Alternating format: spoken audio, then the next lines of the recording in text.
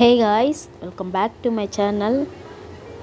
இன்றைக்கி நம்ம சமையலில் பாருங்கள், இன்றைக்கி சண்டேன்றதுனால மார்னிங் பிரேக்ஃபாஸ்ட்டு சிக்கன் வந்து ஒரு டிஃப்ரெண்ட்டான ஸ்டைலில் ஒரு தொக்கு மாதிரி பண்ணிவிட்டு அதுக்கப்புறமா பாருங்கள் தோசை ஊற்றி இன்றைக்கி பிரேக்ஃபாஸ்ட்டு ரெடி பண்ணியிருக்கோம் ஃப்ரெண்ட்ஸ். இந்த சிக்கன் வந்து ரொம்ப சூப்பராக இருக்கும். நல்ல அழகாக ஒரு கீமா ஸ்டைல், சிக்கன் கீமா சாப்பிட்ருப்பீங்கள்ல, அந்த ஒரு ஸ்டைலில் ஒரு அந்த ருச்சியில் இருக்கும் ஃப்ரெண்ட்ஸ். இது ரொம்ப டேஸ்ட்டு பார்த்திங்கன்னா அட்டகாசமாக இருக்கும். கண்டிப்பாக ஒரு தடவையாவது நீங்கள் சிக்கன் வாங்கி இந்த மாதிரி பிரேக்ஃபாஸ்ட்டுக்கு இட்லி, பூரி, சப்பாத்தி, தோசை எதுக்கு வேணாலும் ரொம்ப சூட்டபுளாக இருக்கும் ஃப்ரெண்ட்ஸ். கண்டிப்பாக நீங்கள் செஞ்சு பாருங்கள். இன்றைக்கி பிரேக்ஃபாஸ்ட்டுக்கு நான் தோசை ஊற்றிட்டு இந்த சிக்கன் தொக்கை நான் செஞ்சுருக்கேன். வாங்க இது எப்படி செய்யலான்றதை நம்ம பார்க்கலாம். ஃபஸ்ட்டு பாருங்கள், ஒரு 1/2 கிலோ சிக்கனை நான் என்ன பண்ணியிருக்கேன், இந்த மாதிரி ரொம்ப குட்டி குட்டியாக பாருங்கள், இந்த அளவுக்கு பொடியாக நறுக்கி வச்சுருக்கேன். நாங்கள் கடையிலேயே கேட்டு இந்த மாதிரி பொடியாக நறுக்கி கொடுக்க சொன்னால் கொடுப்பாங்க. ஸோ அந்த மாதிரி நான் நறுக்கி வாங்கிட்டு வந்து வச்சுருக்கேன். ஸோ இந்த மாதிரி கட் பண்ணதை நம்ம ஒரு பவுலில் போட்டு இந்த சிக்கனுக்கு தேவையான உப்பு ஒரு 1/2 ஸ்பூன் சேர்த்துக்கிறேன். அதுக்கப்புறம் ஒரு 1/4 ஸ்பூன் மஞ்சப்பொடி சேர்த்துக்கிறேன். மஞ்சப்பொடி சேர்த்துட்டு மிளகாய் பொடி வந்து ஒரு 1/2 ஸ்பூன் வரைக்கும் நான் மிளகாய் பொடி சேர்த்துட்டு கொஞ்சோண்டு லெமன் புழிஞ்சி சேர்த்துக்கலாம். லெமன் வந்து ஆப்ஷனல் தான், உங்களுக்கு வேணும்னா நீங்கள் சேர்த்துக்கலாம். ஸோ பட் சேர்த்திங்கன்னா ரொம்ப டேஸ்ட்டு நல்லாயிருக்கும் ஃப்ரெண்ட்ஸ்.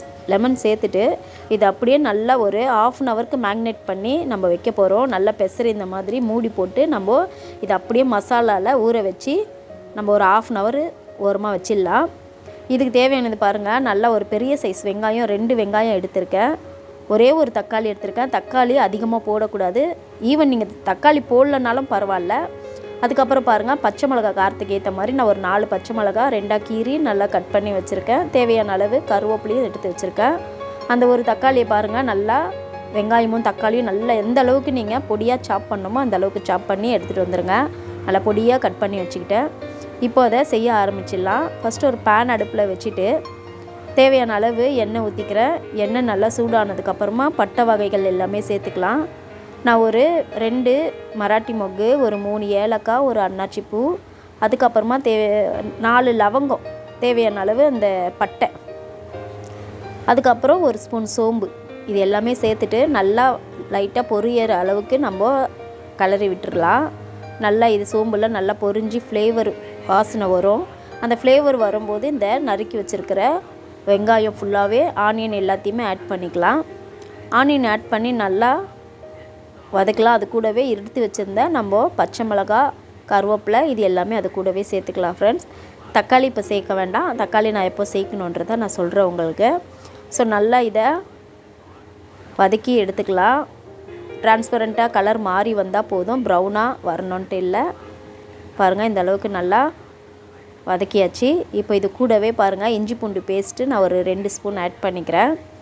நீங்கள் எவ்வளோ குவான்டிட்டி, ஏதாவது கறி எவ்வளோ எடுத்துருக்கீங்களோ அதுக்கு ஏற்ற மாதிரி அந்த சிக்கனுக்கு அளவுக்கு ஏற்ற மாதிரி நீங்கள் சேர்த்துக்கோங்க. ஸோ நான் ஒரு 2 ஸ்பூன் மட்டும்தான் நான் சேர்த்துக்கிட்டேன். ஸோ இதை நல்லா இஞ்சி பூண்டு நல்லா பச்சை வாசனை போகிற வரைக்கும் நல்லா ஃப்ளேவர் வந்து வதங்கி வரட்டும். நல்லா வதங்கினதுக்கு அப்புறமா நம்ம என்ன பண்ணலாம், மேக்னேட் பண்ணி வச்சுருந்தோம் பார்த்திங்களா சிக்கனை, அந்த சிக்கனை அதில் போட்டுக்கலாம். சிக்கன் போட்டுட்டு அது கூடவே பார்த்திங்கன்னா நம்ம நறுக்கி வச்சுருந்த தக்காளி எடுத்துருந்தோம் இல்லைங்களா, அந்த தக்காளியை அதிலே சேர்த்துக்கலாம் ஃப்ரெண்ட்ஸ். தக்காளி சேர்த்துட்டு நல்லா இப்போது கிளறி விட்டுலாம். உப்பு நம்ம ஆல்ரெடி சேர்த்துருக்கோம், அதனால் நல்லா இதை சேர்த்து நல்லா வதக்கிடலாம். வதக்கினதுக்கப்புறமா பாருங்கள், சூப்பராக இருக்கும். நல்லா இந்த மாதிரி மூடி போட்டுட்டு ஒரு 5 நிமிஷம் நம்மளும் வதக்கி மூடி போட்டுட்டு அதுக்கப்புறமா வேக விடுவோம். இடையில வந்து நீங்கள் கிளறி விட்டுருங்க. நம்ம தண்ணி எதுவுமே ஊற்றாமல் இது நம்ம வேக வச்சிட்ருக்குறோம். ஸோ நல்லா அந்த எண்ணெய் திரிஞ்சு வர வரைக்கும் நீங்கள் என்ன பண்ணுங்கள், நல்லா வேக வச்சு எடுத்துக்கோங்க. பாருங்கள், நல்லா இந்த மாதிரி எண்ணெய் திரிஞ்சு வந்து சூப்பராக சிக்கனும் அதுலேயே வெந்துடுச்சு. நல்லா இப்போ கிளறி விட்டுட்டு இப்போ தேவையான அளவு நம்ம தண்ணி ஊற்ற போகிறோம். ஸோ முதல்ல தண்ணி ஊற்றினா அந்த சிக்கனோட ஸ்மெல்லு நல்லா நம்மளுக்கு தெரியும். அதனால் இது மாதிரி செஞ்சோன்னா ரொம்ப டேஸ்ட்டும் சூப்பராக இருக்கும். ஸோ நல்லா இந்த தண்ணி எல்லாமே ட்ரை பண்ணி எடுத்ததுக்கப்புறமா பாருங்கள், நம்ம தண்ணி ஊற்றிக்கலாம். தண்ணியை ஊற்றினதுக்கப்புறமா நல்லா இதை மிக்ஸ் பண்ணி விட்டுடலாம். ஸோ நீங்கள் முதலே தண்ணி ஊற்றினீங்கன்னா டேஸ்ட்டு வேறு மாதிரி இருக்கும். ஸோ இந்த டிஷ்ஷுக்கு இப்படி தான் தண்ணி நீங்கள் ஆட் பண்ணணும். ஸோ இப்போ பாருங்கள் நல்லா கொதிச்சிச்சு.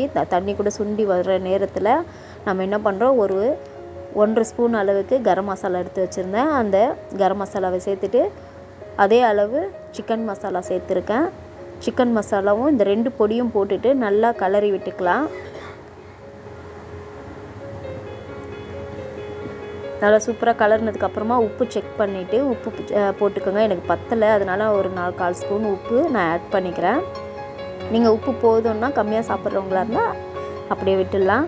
ஸோ இப்போ குழம்பு ரெடி ஆகிடுச்சு. இப்போ என்ன பண்ண போகிறோம், புதினா நம்ம வந்து கொத்தமல்லி சேர்க்கல, புதினா இலைகள் மேலே தூவி விட்டுட்டு, புதினா வந்து சேர்க்கும்போது அது வேறு மாதிரி டேஸ்ட் இருக்கும், கொத்தமல்லி சேர்க்கும்போது அது ஒரு டேஸ்ட் இருக்கும். ஃப்ரெண்ட்ஸ், நீங்கள் புதினாவை சேர்த்து பாருங்கள். சிக்கன்ன்றதுனால நான் புதினா சேர்க்குறேன். ஸோ இந்த டிஷ்ஷுக்கு புதினா சேர்த்தோன்னா ரொம்ப சூப்பராக இருக்கும். அவ்வளோதான் ஃப்ரெண்ட்ஸ், சிக்கன் தொக்கு ரெடி ஆகிடுச்சு. ஸோ இது இட்லி, தோசை, பூரி, சப்பாத்தி எதுக்கு வேணாலும் நீங்கள் சாப்பிட்லாம். டேஸ்ட்டு ரொம்ப அட்டகாசமாக இருக்கும். ஃப்ரெண்ட்ஸ், கண்டிப்பாக நீங்கள் சிக்கன் வாங்கினீங்கன்னா டிஃபனுக்கு, பிரேக்ஃபாஸ்ட்டுக்கும், அதே மாதிரி டின்னருக்கும் நீங்கள் இந்த மாதிரி செஞ்சு சாப்பிட்டு பாருங்கள். ரொம்ப சூப்பராக இருக்கும். நீங்கள் நம்பி செய்யுங்க. நான் சொன்ன மெத்தடில், நான் சொன்ன ஸ்டைல்லே நீங்கள் செஞ்சிங்கன்னா டேஸ்ட் அப்படியே இருக்கும். அதுக்கப்புறம் நீங்கள் அந்த டேஸ்ட்டு விடவே மாட்டீங்க. உங்கள் பிள்ளைங்க அப்பப்போ நீங்கள் உங்கள் வீட்டில் கேட்டு இந்த மாதிரி செஞ்சு கொடுக்க சொல்லி கேட்பாங்க. அந்தளவுக்கு இது டேஸ்ட்டு ரொம்ப சூப்பராக இருக்கும். ஃப்ரெண்ட்ஸ், இப்போ பாருங்கள், நல்ல சூப்பரான ஒரு சிக்கன் தொக்கு ரெடி ஆகிடுச்சு.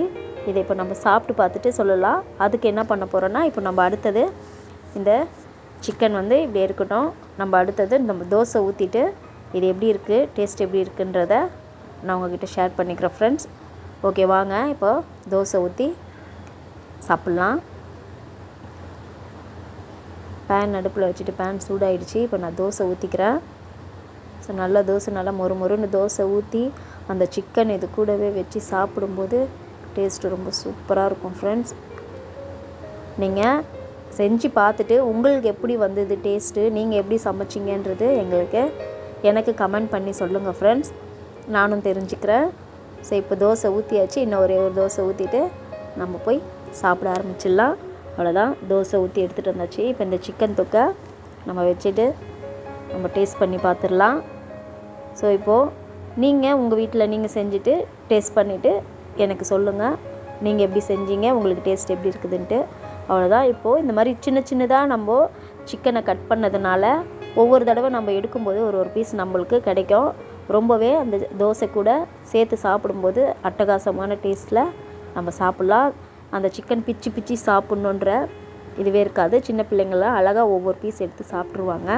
அவ்வளோதான் ஃப்ரெண்ட்ஸ். என்ன ஃப்ரெண்ட்ஸ், வீடியோ பிடிச்சிருக்கா?